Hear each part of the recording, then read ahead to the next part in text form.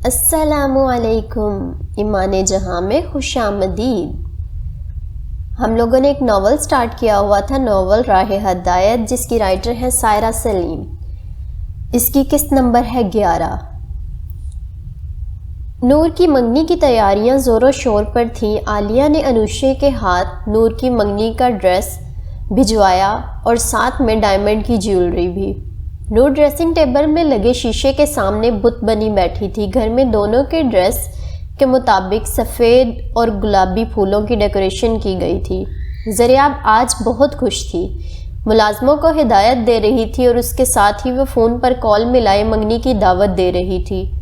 نور نے عالیہ کو دی ہوئی پنک کلر کی کارآمد میکسی پہنی ہوئی تھی اور کندھے پر سفید دوپٹہ اوڑھا تھا، اور اب بیوٹیشین اس موقع میک اپ اس کو کر رہی تھی۔ میک اپ کرنے کے بعد اسے اب وہ ڈائمنڈ جیولری پہنا رہی تھی کہ زریاب اندر داخل ہوئی۔ بہت خوبصورت لگ رہی ہو تم نور۔ نور نے شیشے میں نظر آتی زریاب کو دیکھ کر ہلکا سا مسکرایا۔ اس کے رخساروں پر ہلکے سے ڈمپل نمایاں ہوئے تھے۔ میرا یقین کرو نور، وہ تمہیں بہت خوش رکھے گا۔ جی ماما، نور بس اتنا ہی کہہ پائی تھی۔ یہ دوپٹہ کیسے سیٹ کرنا ہے میم؟ بیوٹیشین نے نور سے پوچھا۔ سر پر سیٹ کروانا۔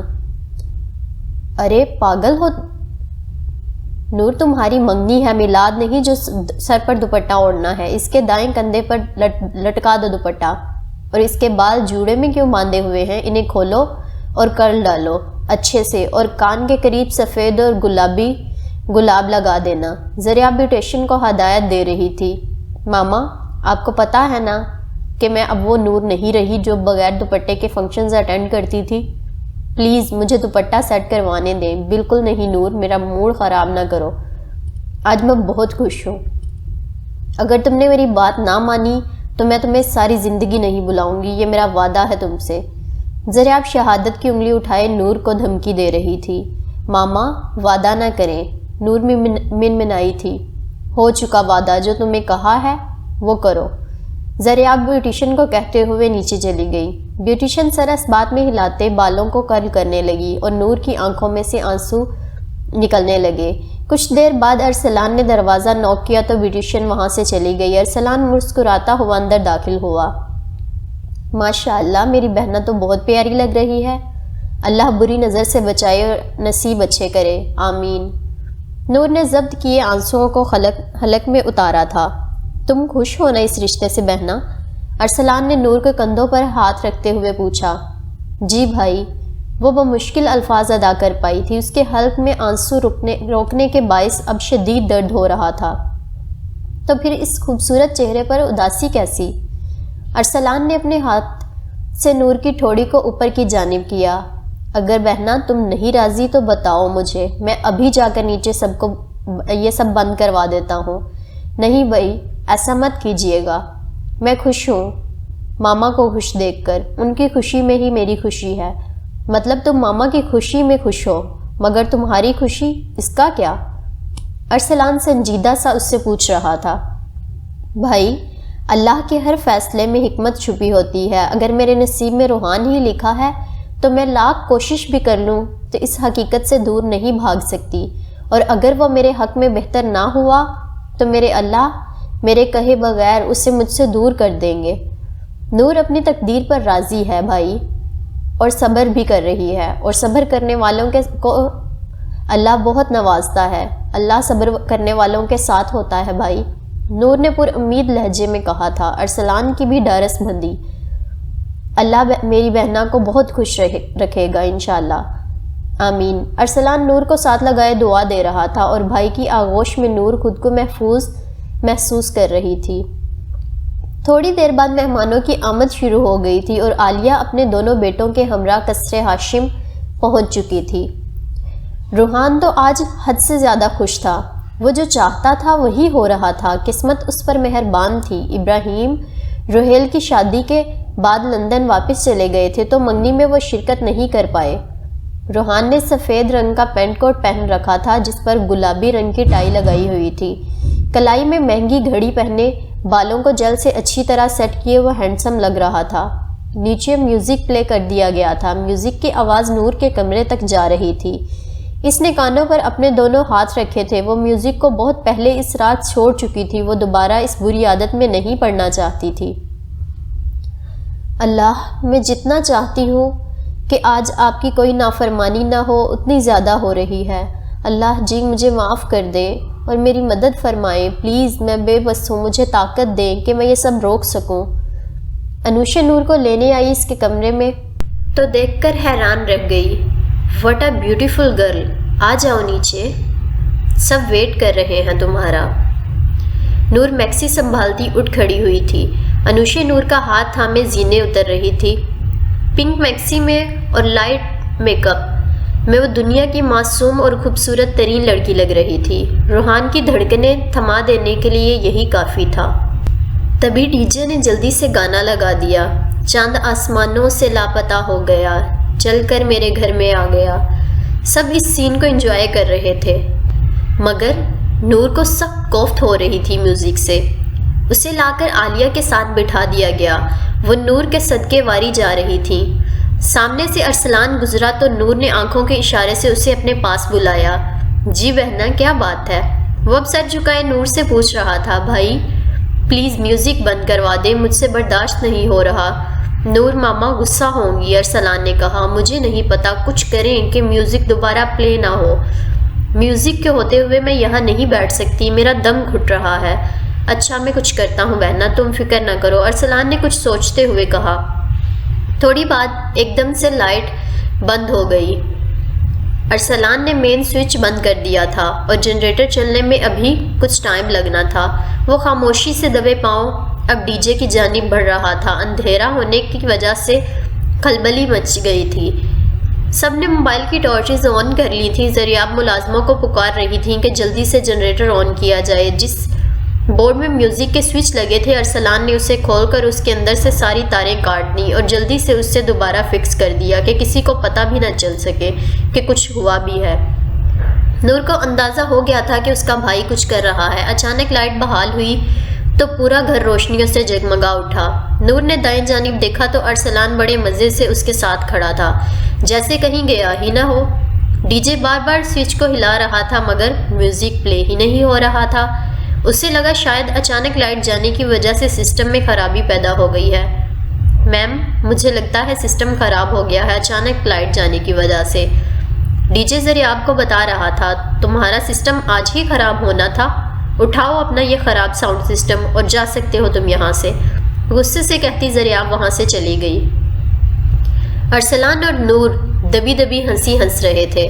شکر ہے اللہ آپ کا، آپ نے میری مدد فرمائی۔ منگنی کی رسم شروع ہو چکی تھی۔ نور کو لگا تھا شاید عالیہ اسے انگوٹھی پہنائے گی مگر وہ بھول گئی تھی ان کی فیملی میں لڑکے لڑکی کا ایک دوسرے کو رنگ پہنانا معیوب نہیں سمجھا جاتا تھا۔ دونوں کو ایک صوفے پر بٹھا دیا گیا۔ عالیہ نے روحان کو انگوٹھی کی سرخ ڈبیا تھمائی۔ روحان نے ڈبیا کھولی تو اس میں ہیرے کی انگوٹھی پوری آب و تاب سے چمک رہی تھی۔ اس نے انگوٹھی نکالی اور اپنا ہاتھ آگے کیا تاکہ نور کو انگوٹھی پہنا سکے۔ نور کے ہاتھ کانپ رہے تھے، وہ ایسے کیسے کسی نامحرم کو اپنا ہاتھ دے سکتی تھی، جبکہ آج تک اس نے کسی نامحرم کو چھوا تک نہیں تھا۔ روحان نے ہاتھ بڑھا کر اس کا دودیا ہاتھ اپنے ہاتھ میں مضبوطی سے پکڑا تھا اور وہ اب اسے انگوٹھی پہنا رہا تھا۔ ہو گئی ہو تم میری، اب اپنا موڈ ٹھیک کر لو یار، اور کتنا ستاؤ گی مجھے۔ نور اس سے ہاتھ چھڑوانے کی کوشش کر رہی تھی مگر اس نے مضبوطی سے پکڑا ہوا تھا۔ اس کا ہاتھ سرخ ہونے لگا تھا۔ ہاتھ چھوڑو میرا، نور نے اس سے سرگوشی کی۔ یہ ہاتھ کبھی نہ چھوڑنے کے لیے تھاما ہے میڈم، روحان نے مسکراتے ہوئے کہا۔ ہاتھ چھوڑو ورنہ میں یہی منگنی ابھی توڑ دوں گی، نور نے غصے سے کہا۔ نہیں نہیں ایسا مت کرنا پلیز، روحان نے جلدی سے نور کا ہاتھ آزاد کیا تھا۔ نور سرخ پڑتے ہاتھ کو دوسرے ہاتھ سے دبا رہی تھی۔ بدتمیز انسان، نور بڑبڑائی تھی۔ کیا کہا؟ روحان نے پوچھا۔ کچھ نہیں، تمہاری تعریف کی ہے۔ یہ لو نور، ذریعہ نے نور کی جانب انگوٹھی بڑھائی تھی۔ نور نے ڈبیا سے گول انگوٹھی نکالی۔ روحان کو لگا وہ اس کا ہاتھ پکڑ کر اسے پہنائے گی مگر وہ غلط تھا۔ روحان نے اپنا ہاتھ آگے کیا، نور نے بغیر تھامے دور سے ہی انگوٹھی اس کی انگلی میں ڈال دی۔ روحان کا سارا مزہ کرکرا ہوا تھا۔ سب ایک دوسرے سے گلے مل کر مبارکباد دے رہے تھے، خوش ہو رہے تھے۔ عالیہ نور کو گلے لگا رہی تھی۔ بہت جلد میں تمہیں لے جاؤں گی یہاں سے، اپنے گھر کی شہزادی بنا کر۔ نور اداس سا مسکرائی تھی۔ زریاب نے نور کے ماتھے پر بوسہ دیا تھا۔ تھینک یو سو مچ میرا مان رکھنے کے لیے۔ نور کو بہت سا رونا آیا تھا۔ اس نے اپنی ماں کا مان رکھ کر اللہ کو ناراض کر دیا تھا۔ اسے پتا تھا کہ یہ سب غلط تھا۔ منگنی کی تو کوئی حیثیت ہی نہیں تھی اسلام میں، اور اوپر سے بے پردہ ہو کر اس کا منگنی میں آنا اور لوگوں کی نظروں کا مرکز بننا، ایک نامحرم کا اس کا ہاتھ پکڑ کر انگوٹھی پہنانا، یہ سب غلط تھا۔ مگر وہ بے بس تھی۔ تھوڑی سی کوشش کر کے بس میوزک بند کروا سکی تھی، باقی سب ویسے ہی ہوا تھا جیسا شیطان چاہتا تھا۔ ہاشم نور کو اپنے ساتھ لگائے پوچھ رہے تھے، نور بیٹا آپ راضی ہو نا اس رشتے سے؟ جی بابا، آپ پریشان نہ ہو، آپ میرے والدین ہیں، میرا اچھا ہی سوچیں گے۔ خوش رہو بیٹا۔ ہاشم نے نور کی پیشانی پر بوسہ دیا تھا۔ کھانا کھانے کے بعد سب اپنے گھر کو چل دیے۔ زریاب، عالیہ اور روحان سب کو الوداع کر کے ملازموں کو صفائی کا کہہ کر اپنے اپنے کمروں میں چلی گئے۔ صبح سے وہ گھر میں ادھر ادھر بھاگ بھاگ کر تھک گئی تھی۔ نور بھی اپنے کمرے میں آ گئی، ڈریس چینج کیا اور جیولری اتاری اور ایک نظر اپنے ہاتھ میں پہنی انگوٹھی کو دیکھا، پھر گہرا سانس خارج کرتی وضو بنانے چلی گئی۔ وہ کافی تھک چکی تھی۔ عشاء کی نماز ادا کر کے اسے سونا تھا۔ وہ وضو بنانے چلی گئی اور آ کر عشاء کی نماز ادا کی، اور نماز میں اس نے بس الفاظ ہی ادا کیے تھے۔ پتہ نہیں کیوں اس کا دل نماز میں آج نہیں لگ رہا تھا۔ اس کا دل بوجھل ہو رہا تھا۔ وہ عجیب سی کیفیت کا شکار ہو رہی تھی۔ نماز ادا کرنے کے بعد دعا کے لیے ہاتھ اٹھائے تو ٹھیک سے دعا بھی نہ کر پائی تھی۔ ویسے ہی جائے نماز طے لگا کر صوفے کے بازو پر رکھ دی اور سورہ ملک اور سونے کے اذکار بغیر پڑھے نیند کی وادیوں میں چلی گئی۔ وہ کچی جگہ پر تیزی سے بھاگ رہی تھی۔ اس کے سر پر دوپٹہ نہیں تھا۔ اس کے پیچھے ایک خوفناک چہرے والی چیز لگی تھی۔ اس کا سارا جسم پر بال ہی بال تھے۔ منہ کتے کی شکل جیسا تھا اور اسے دانتوں سے سرخ خون بہہ رہا تھا۔ لمبے لمبے ناخنوں والا جانور تھا، بہت ہی خوفناک شکل والا۔ نور بھاگتے بھاگتے ایک قبرستان میں جا پہنچی۔ قبرستان سنسان پڑا تھا، وہاں کوئی موجود نہیں تھا۔ وہ اتنا تیز بھاگ رہی تھی کہ اسے سانس لینے میں دشواری ہونے لگی تھی۔ وہ خوفناک شکل والا جانور اس کے قریب آ گیا تھا اور اس نے اپنے لمبے ناخنوں کے ساتھ اس کے بازو کو پکڑنا چاہا، مگر نور تیزی سے بھاگ رہی تھی۔ لمبے ناخنوں کی وجہ سے اس کے بازو کا کپڑا پھٹ گیا تھا اور بازو سے 2-3 خون کی لکیریں ابھری تھیں۔ وہ جانور جب بھی اس کے قریب آتا تو اس کے کپڑے پھاڑتا، اور اس کے ناخنوں کی وجہ سے اس کا جسم بھی زخمی ہو رہا تھا۔ جگہ جگہ سے اس کے کپڑے پھٹے ہوئے تھے اور زخمی جسم اس میں سے نظر آ رہا تھا۔ وہ خود کو چھپانا چاہ رہی تھی، مگر اس کے پاس کوئی دوپٹہ یا چادر موجود نہیں تھی جس سے وہ خود کو ڈھانپ سکتی۔ وہ بے بس سی بھاگ رہی تھی۔ آنسو ابل ابل کر گر رہے تھے۔ خلق خشک ہو رہا تھا۔ وہ خوفناک صورت والا جانور مسلسل اس کا پیچھا کر رہا تھا۔ بھاگتے بھاگتے اس کا پاؤں کسی چیز سے ٹکرایا تو وہ دھم سے نیچے گر گئی۔ اس کے رخساروں پر مٹی لگ چکی تھی۔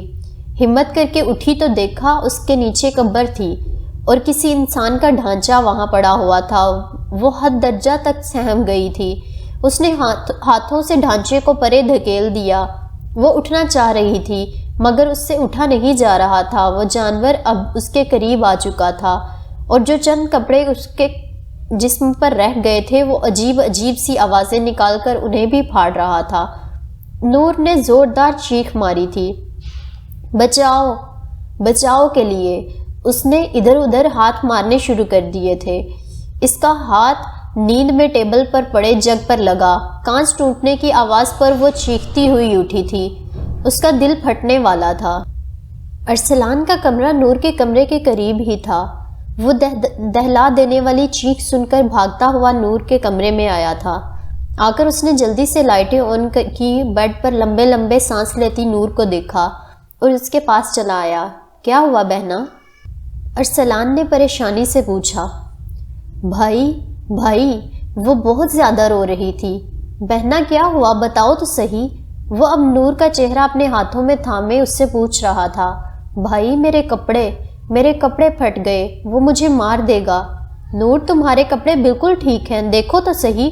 وہ اب اس کے کپڑوں کی طرف اس کو متوجہ کر رہا تھا۔ نور نے اپنے کپڑوں کو دیکھا تو وہ بالکل ٹھیک تھے۔ نور ہچکیاں لیتے ہوئے رو رہی تھی۔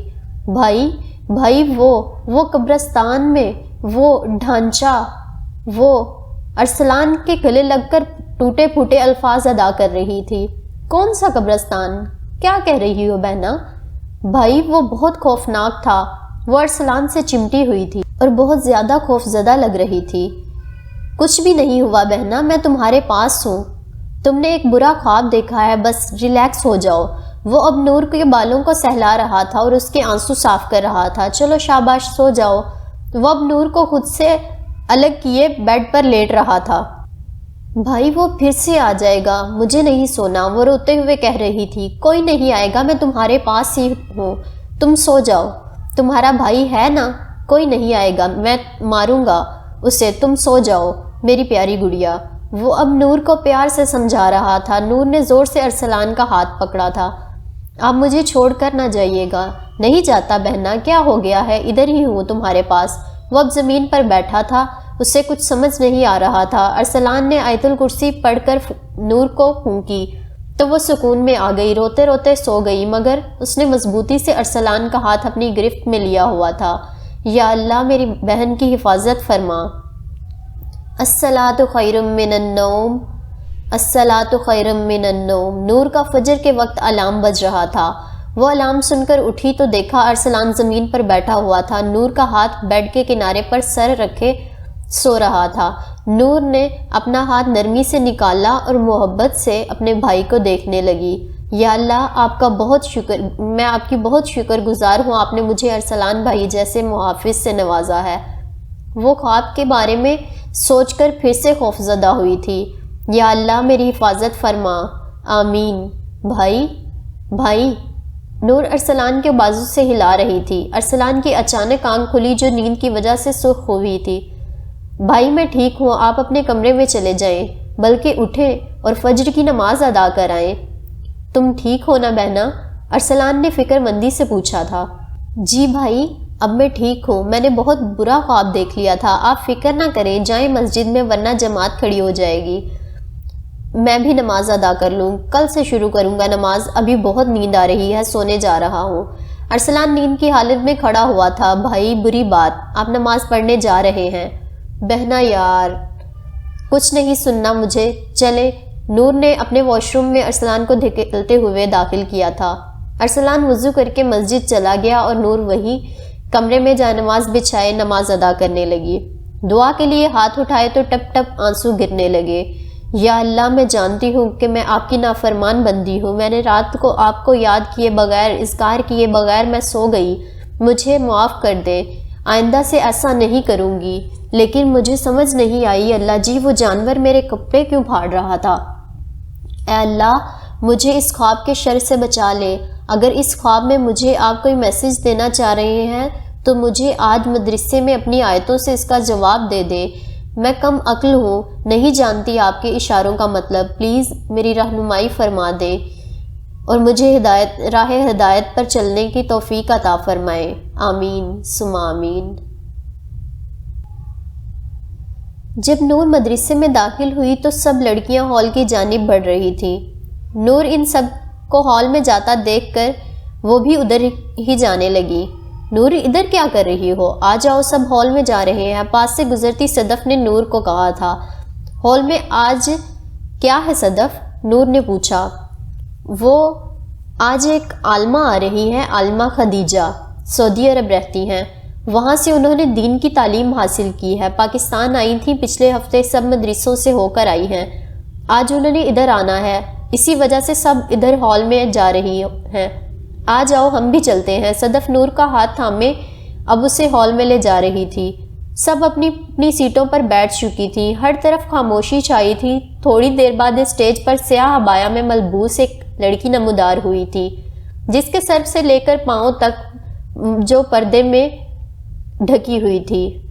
بمشکل ہی اس کی آنکھیں نظر آ رہی تھی۔ اس نے سیاہ گلوز پہنے ہوئے تھے اور انہی ہاتھوں سے مائک پکڑا ہوا تھا۔ السلام علیکم ورحمۃ اللہ وبرکاتہ، مٹھاس سے بھرپور لہجہ تھا۔ سب نے اسلام کا جواب دیا۔ اللہ کا نام لے کر اس نے بات شروع کی۔ ربی شرح لی صدری ویسر لی امری واحلل عقدۃ من لسانی یفقہوا قولی۔ میں اپنی بات شروع کرنے سے پہلے اللہ کی بات کو آگے رکھنا چاہوں گی۔ حکم رب کا ہوگا اور اس پر آپ سب کی رہنمائی کرنا میرا فرض ہوگا۔ تعوذ تسمیہ پڑھنے کے بعد خدیجہ نے سورہ احزاب کی آیت نمبر 59 کی تلاوت کی۔ تلاوت کرنے کے بعد اب وہ اس کا ترجمہ سنا رہی تھی۔ اے نبی صلی اللہ تعالیٰ علیہ وآلہ وسلم، اپنی بیویوں سے اور اپنی صاحبزادیوں سے اور مسلمانوں کی عورتوں سے کہہ دو کہ وہ اپنے اوپر چادریں لٹکا لیں، اس سے بہت جلد ان کی شناخت ہو جایا کرے گی، پھر نہ ستائی جائیں گی، اور اللہ تعالیٰ بخشنے والا مہربان ہے۔ سب سے پہلے میں آپ سے پوچھنا چاہوں گی کہ آپ کے پاس جیولری ہوتی ہے، سونے یا ہیرے کی، آپ اسے کھلا چھوڑ دیتے ہیں یا اسے ڈبوں میں محفوظ کر کے رکھتے ہیں؟ ظاہری سی بات ہے ہم اسے محفوظ کر کے رکھیں گے تاکہ کوئی چور اس پر حملہ نہ کر سکے۔ آپ سنار کی دکان پر جائیں گی، نہ تو ہیرے کی جیولری دکھانے کو کہیں گی تو وہ بڑے سے لاکر کا تالا کھولے گا اور پھر اس بڑے لاکر میں موجود اور بھی چھوٹے چھوٹے لاکرز کو کھولے گا۔ ان کو کھولنے کے بعد ایک خوبصورت سی مخملی ڈبی کے اندر میں وہ ڈائمنڈ کی جیولری کو چھپا کر رکھا ہوا ہوگا اور بہت محبت سے نکال کر وہ آپ کو دکھائے گا۔ کیوں؟ کیونکہ وہ قیمتی ہے اور قیمتی چیزیں چھپا کر رکھی جاتی ہیں۔ آپ کو پتہ ہے زمانہ جاہلیت میں عورتیں زیور پہنے سنگار کیے گھومتی تھیں۔ بدماش لڑکے ان کے پیچھے پڑ جاتے تھے، تنگ کرتے تھے۔ جیسے آج اگر کوئی لڑکی تنگ لباس پہنے، میک اپ سے اٹا چہرہ لیے، بال کھلے چھوڑے جب باہر جاتی ہے تو ایک لڑکا اسے عزت کی نگاہ سے دیکھتے ہیں؟ نہیں، ہوس سے، بھرپور نگاہوں سے دیکھتے ہیں، کیونکہ ام المومنین اور صحابیات پاکیزہ تھیں۔ تو اللہ نے ان کے لیے اور ہمارے لیے یہ آیت نازل فرمائی۔ کچھ عورتیں یہ تعویلیں دیتی ہیں کہ یہ حکم تو صحابیات اور آپ صلی اللہ علیہ وآلہ وسلم کی بیویوں بیٹیوں کے لیے ہے، اس پوری آیت کو پڑھیں، اس میں ہمارا ذکر بھی آیا ہے، اور مسلمانوں کی عورتوں سے کہہ دو۔ تو کیا ہم مسلمان نہیں ہیں؟ الحمدللہ ہم مسلمان ہیں۔ اور ایک مومن کا رویہ پتہ ہے کیا ہے؟ اللہ کے حکم کے آگے سر خم کر دینا۔ صحابہ اکرام کہا کرتے تھے سمینا و اطعنا، ہم نے سنا اور اطاعت کی۔ ہم نے یہودیوں کی طرح یہ نہیں کہا سمینا و عصینا، ہم نے سنا اور نافرمانی کی۔ آپ کو پتہ ہے آج یہ آیت نازل ہوئی تو صحابیات اور امیر المومنین نے بڑی سی چادریں بنا ڈالی، جبکہ اس وقت بجلی نہیں ہوا کرتی تھی، تو انہوں نے چراغ تلے سوئی دھاگے کے ساتھ بڑی سی چادریں بنائیں تاکہ جب وہ نماز فجر ادا کرنے جائیں تو اللہ کے حکم کی پیروی کرتے ہوئے، اور ہم ہوتے تو ہم یہی کہتے کہ اچھا چلو صبح دیکھی جائے گی، کر لیں گے پردہ بھی۔ اب اچانک سے ہم کیسے بدل ڈالیں خود کو؟ ایسا تو نہیں ہوتا نا۔ مگر صحابیات کا عمل دیکھا، انہوں نے کہا سمینا و اطعنا، کہا انہوں نے اور اس حکم کو مان لیا۔ نور بنا پلک جھپکے سامنے اسٹیج پر با پردہ لڑکی کو غور سے دیکھ کر سن رہی تھی، اور وہ دل میں ارادہ کر چکی تھی کہ وہ اپنے رب کے اس حکم کو مانے گی۔ جانتی تھی سب خلاف ہوں گے، مگر رات والے خواب کو یاد کر کے وہ خوف زدہ ہو گئی تھی۔ وہ درندہ اس کے پیچھے اس لیے لپک رہا تھا، اسے ستا رہا تھا کیونکہ وہ بے پردہ تھی، اور اگلے ہی دن اللہ نے اسے محبت سے سمجھا دیا تھا کہ اس کی حفاظت اسے کیسے کرنا تھی۔ نور اپنی سوچوں میں گم تھی کہ ایک لڑکی نے کھڑے ہوتے ہوئے سوال کیا، میم مگر کچھ لوگ کہتے ہیں چہرے کا پردہ نہیں ہوتا، بس خود کو ڈھانپ لیں، بس یہی کافی ہے۔ ایسی بات بالکل بھی نہیں ہے پیاری شہزادی، چہرہ تو ہماری باڈی کا مین پارٹ ہوتا ہے۔ ہم جب کسی کو کہتے ہیں کہ تم بہت خوبصورت ہو، چہرہ دیکھ کر کہتے ہیں نا۔ اگر پورے چہرے پر پردہ ڈال دیا جائے تو ہم کیسے کہیں گے کہ اس کپڑے کے پیچھے جو لڑکی ہے وہ خوبصورت ہے کہ نہیں؟ یہاں تک کہ جب نکاح بھی کیا جاتا ہے تو لڑکے اور لڑکی کو آ کر دیکھا جاتا ہے نا، اور پھر پسند کرنے کے بعد نکاح کرتے ہیں۔ باقی سب کچھ احادیث سے ثابت کرنا چاہوں گی۔ سیدہ اسماء بنت ابو بکر رضی اللہ تعالیٰ عنہ فرماتی ہیں کہ ہم اپنے چہروں کو مردوں سے چھپایا کرتی تھی۔ اس طرح حضرت عائشہ رضی اللہ تعالیٰ عنہ فرماتی ہیں کہ سفر حج میں جب ہم احرام باندھنے جا رہی تھیں تو جب بھی حجاج کے قافلے ہمارے سامنے سے گزرتے تو ہم چہرے پر چادر کھینچ لیا کرتی تھی، اور جب قافلے گزر جاتے تو پھر ہم چہرے کھول لیتی۔ یہ جس جگہ کی بات ہو رہی ہے وہ کوئی عام جگہ نہیں، اللہ کا گھر خانہ کعبہ ہے، جہاں ہر کوئی صاف نیت سے آتا ہے۔ وہاں صحابیات اور ام المومنین پردہ کرتی تھیں، تو ہم یہاں کیوں نہیں کرتی؟ شادیوں پر، منگنیوں پر، بازاروں میں، ہر فنکشن پر بے پردہ ہو کر گھوم رہی ہوتی ہیں، جبکہ وہاں سب نامحرم ہوتے ہیں۔ بے پردہ عورت شیطان کا شکار ہے۔ عورت پردہ کی چیز ہے، جب وہ گھر سے باہر نکلتی ہے تو شیطان اس کی تانگ جھانک کرتا رہتا ہے۔ ترمذی۔ جب ہم خود کو ڈھانپ کر نکلیں گے شیطان تو دور، نامحرم بھی ہماری طرف متوجہ نہیں ہوں گے۔ اب ایک اور بات میں واضح کرتی چلوں، ہم نامحرم صرف ان کو سمجھتے ہیں جو باہر انجان مرد ہوتے ہیں، جبکہ بہت بڑی تعداد میں نامحرم ہمارے رشتہ داروں میں بھی موجود ہوتے ہیں۔ اس کی رہنمائی کے لیے بھی ہمارے رب نے آیت نازل فرمائی، سورۃ النور کی آیت نمبر 31۔ اللہ تعالیٰ فرماتا ہے، مسلمان عورتوں سے کہو کہ وہ بھی اپنی نگاہیں نیچی رکھے اور اپنی عصمت میں فرق نہ آنے دے، اور اپنی زینت کو ظاہر نہ کرے سوائے اس کے جو ظاہر ہے، اور اپنے گریبانوں پر اپنی اوڑھنیاں ڈالے رکھے، اور اپنی آرائش کو کسی کے سامنے ظاہر نہ کرے سوائے اپنے خاوندوں کے، یا اپنے والد کے، یا اپنے خسر کے، یا اپنے لڑکوں کے، یا اپنے خاوند کے لڑکوں کے، یا اپنے بھائیوں کے، یا اپنے بھتیجوں کے، یا اپنے بھانجوں کے، یا اپنے میل جول کی عورتوں کے، یا غلاموں کے، یا ایسے نوکر چاکر مردوں کے جو شہوت والے نہ ہوں، اور ایسے بچوں کے جو عورتوں کے پردوں کی باتوں سے مطلع نہیں، اور اس طرح زور زور سے پاؤں مار کر نہ چلے کہ ان کی پوشیدہ زینت معلوم ہو جائے۔ اے مسلمانوں، تم سب کے سب اللہ کی جناب میں توبہ کرو تاکہ تم نجات پاؤ۔ سورہ نور آیت نمبر 31۔ اس آیت کو اللہ نے واضح کر کے بیان فرمایا ہے کہ ہمارے محرم کون ہیں جن کے سامنے ہم نے بناؤ سنگھار ظاہر کر سکے، مگر یاد رہے مردوں کے آگے اپنا سر کھولنا جائز نہیں ہے۔ چہرہ، ہتھیلی اور پاؤں محرموں کے سامنے کھول سکتی ہیں۔ گھر میں جب اکثر کام کے دوران آٹا گوندتے وقت بازو کا آستینوں تک کر لینا، یا فرش دھوتے وقت شلوار کا ٹخنوں سے اوپر کر لینا، ان آیات میں اللہ نے سب لوگ بتا دیے جس سے ہم چہرے کا پردہ نہیں کریں گی۔ باقی سب نامحرم ہے، ہمارے سگے چچا، تایا اور ماموں سے بھی چہرے کا پردہ نہیں کریں گی مگر سر ڈھانپ کر رکھیں گی۔ باقی جو ہمارے والدین کے کزنز وغیرہ ہوتے ہیں ان سے بھی ہمارا پردہ ہوتا ہے۔ آسان لفظوں میں آپ کو سمجھانا چاہوں گی کہ ہر وہ شخص جس سے ہمارا نکاح کرنا جائز ہو اس سے ہمارا پردہ ہے۔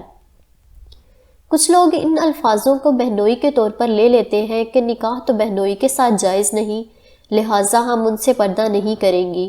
دیکھیں، اگر ایک بہن مر جاتی ہے تو دوسری کا جائز ہوتا ہے۔ ایک ہی وقت میں دو بہنوں کا نکاح ایک ہی لڑکے سے جائز نہیں، اور اگر بہنوئی محرم ہوتا تو اللہ ہمیں ان آیات میں ہی واضح طور پر بتا دیتے۔ اللہ کی رحمت میں خود کو چھپا لیں، ڈھانپ لیں، خود کو بچا لیں جہنم کے عذاب سے۔ اب میں ایک بات پوچھ کر آپ سے بات کو یہاں ختم کرنا چاہوں گی۔ میں نے آپ سب کو اللہ کی آیات سنائی اور کچھ احادیث بھی، میں آپ کا فیڈ بیک جاننا چاہتی ہوں۔ ایک مومن کا جو رویہ ہونا چاہیے وہ دیکھنا چاہتی ہوں۔ بتائیں مجھے، آپ سب اللہ کی آیات سن کر کیا کہیں گی؟ سمیعنا وَأَطَعْنَا۔